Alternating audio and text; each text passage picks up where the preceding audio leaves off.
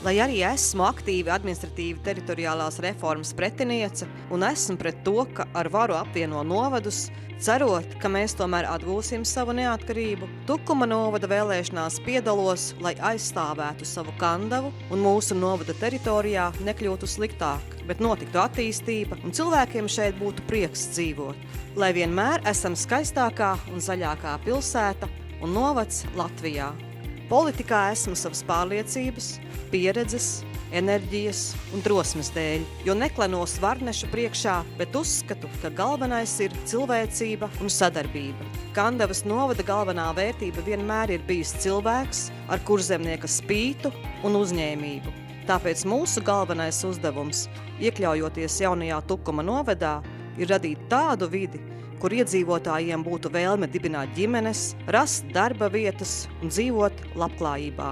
Šobrīd galvenā prioritāte ir turpināt sakārtot ielas un ceļus, radīt ērtus, labiekārtotus mājokļus, jo ģimenes atgriežas un ierodas uz dzīvi Kandavas novadā, bet dzīvokļu trūkst. Tāpat svarīgi ir radīt uzņēmējdarbībai un ražošanai atbilstošu vidi un infrastruktūru, jo arī uzņēmēji meklē iespējas šeit veidot jaunas darba vietas, turpināšu atpūtas vietu ierīkošanu un ļoti svarīgi ir saglabāt mūsu kultūras un sporta tradīcijas, motivējot šo jomu speciālistus.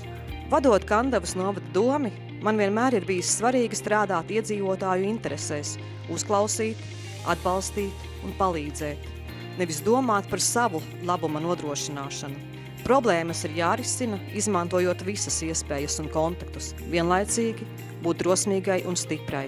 No sirds vienmēr esmu centusies saglabāt gan Kandavas novadu, Kandavas internātu skolu, panākusi ilgi gaidīto Cēres ceļa asfaltēšanu, kartodroma saglabāšanu, kopā ar aktīvāko sabiedrības daļu.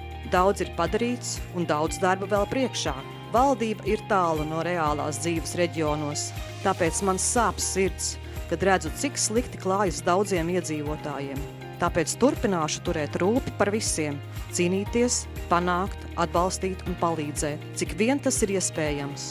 Spēkus liksim kopā, jo man ir brīnišķīga komanda kopā ar Kandavas, Engures, Jaunpils un Tukuma novada darbīgiem cilvēkiem.